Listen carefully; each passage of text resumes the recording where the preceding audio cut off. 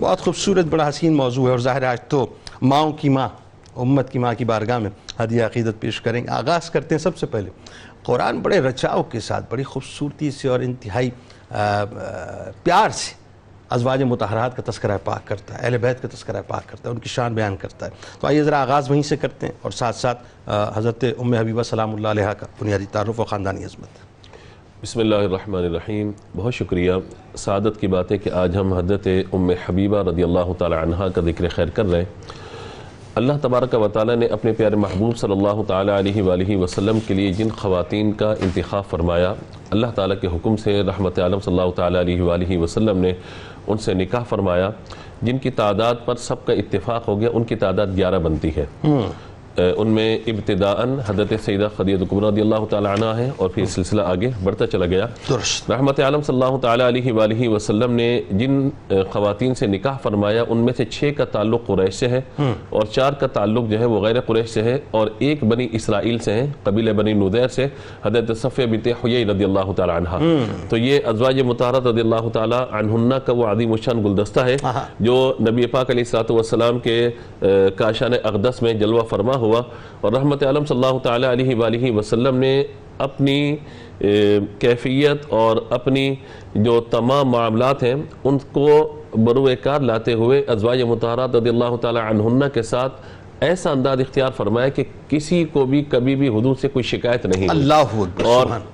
کوئی بھی کسی بھی قسم کا کوئی تکلیف کا معاملہ نہ ان کی طرف سے نہ حضور کی طرف سے ان کو پہنچا۔ سبحان اللہ، بالکل تو یہ ایسا عظیم الشان معاملہ ہے، چونکہ اللہ تعالیٰ کا انتخاب اور اللہ کے رسول علیہ السلام کا انتخاب تھا۔ یہاں پر ایک بات اور میں عرض کرنا چاہتا ہوں، وہ یہ ہے کہ رحمت عالم صلی اللہ تعالی علیہ وآلہ وسلم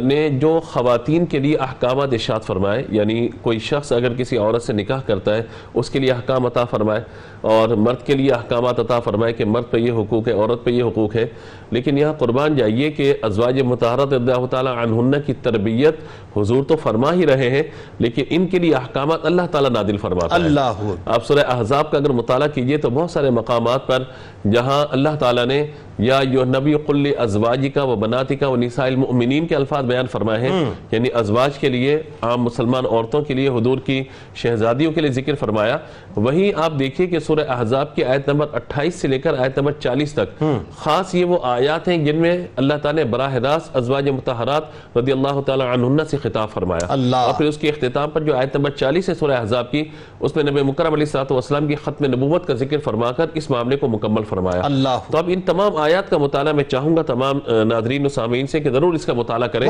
تاکہ اندازہ ہو کہ اللہ تعالیٰ اپنے محبوب علیہ الصلوۃ والسلام کے نکاح میں آنے والی خواتین کی تربیت کیسے فرماتا ہے۔ پھر کمال بات یہ ہے کہ عظمتیں بھی تو کیسی بیان ہو رہی ہیں، عظمتیں جو ہیں وہاں پہ بیان ہو رہی ہیں۔ اب دیکھیے کہ اللہ تبارک و تعالیٰ نے جو باتیں ارشاد فرمائی ان میں سے ہم چیدہ آیات کا مطالعہ کرتے ہیں۔ ایک تو یہ فرمایا یا نساء النبی لستن کاحد من النساء، پہلی فضیلت یہ ہے ازواج مطہرات رضی اللہ تعالی عنہن کی کہ اے نبی کی گھر والیوں تم عام عورتوں کی طرح نہیں ہے، آپ کا مقام عام عورتوں سے کہیں زیادہ بلند و بالا ہے، شرف صحابیت بھی ہے اور حضور کے شرف زوجیت بھی ہے۔ سبحان اللہ۔ اور اس کے ساتھ ساتھ فرمایا النبی اولا بالمؤمنین من انفسہم وازواجہ امہاتہم، سبحان اللہ۔ جو بڑا وصف عطا فرمایا وہ یہ ہے کہ کوئی بھی عورت کسی کی ماں نہیں بنتی جب تک کہ حقیقی اس کا بیٹا یا رضاعی طور پر اس کا کوئی بیٹا نہ ہو، یعنی رضاعت کا یا نسب کا رشتہ قائم نہ ہو، یا بصارت کا کوئی رشتہ قائم نہ ہو۔ لیکن یہاں اللہ تبارک و تعالی نے کسی ایک خاندان کے لیے، کسی ایک فرد کے لیے نہیں بلکہ کل ایمان والوں کے لیے بات بیان کی ہے کہ ازواجہ امہاتہم، یعنی اے ایمان والو جو نبی کی ازواج ہیں وہ سب کی سب تمہاری مائیں ہیں، تمہاری والدائیں ہیں۔ اور ماں اس اعتبار سے مفسرین نے فرمایا کہ ایک تو ادب و احترام کے لحاظ سے، اور دوسرا نکاح کے حرام ہونے کے اعتبار سے۔ اللہ اکبر، یعنی ماؤں کی بھی مائیں ہیں، بات بالکل ایسے ہی ہے، شرف ملا ہے۔ تو کہیں تو ہم یہ دیکھتے ہیں کہ نبی مکرم علیہ الصلوۃ والسلام کی والدہ محترمہ یا نبی مکرم علیہ الصلوۃ والسلام کو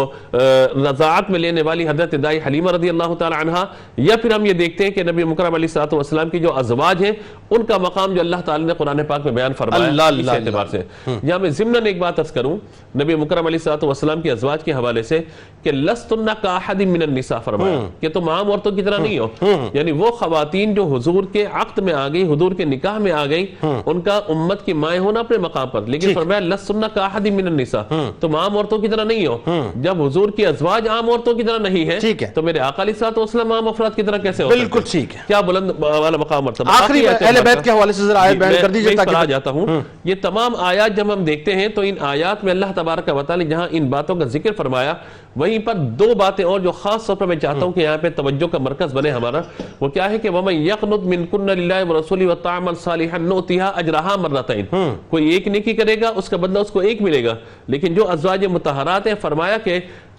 اجرہا مرتین، اجرہا مرتین، دو اجر ملیں گے۔ وجہ اس کی کیا ہے کہ ایک تو آپ کی تمام ازواج مطہرات حضور کی خدمت میں آ کر اس درجے کو پہنچ گئی ہے کہ ایک نیکی پہ اللہ تعالیٰ ان کو دوگنا اجر عطا فرمائے گا۔ تیسرا آپ دیکھیے اگلی آیت مبارکہ کو جب ہم دیکھتے ہیں تو فرمایا انما یرید اللہ لیذھب عنکم الرجس اہل البیت۔ اب یہ گھر کے اندر آ گئی ہے نا، اہل البیت ہیں، گھر کے اندر ہیں یہ، تو فرمایا کہ ان کا مقام اتنا بلند و بالا ہے کیونکہ تربیت اللہ تبارک و تعالیٰ فرما رہے ہیں، حضور کی صحبت میسر ہے۔ تو فرمایا یہ سب کے سب ازواج مطہرات جب اہل بیت میں آ گئی، اولاد بھی اہل بیت میں آ گئی، تو اللہ تعالیٰ ان سے ہر طرح کی آلودگی کو، گندگی کو، نجاست کو دور فرما دیتا ہے۔ سبحان اللہ۔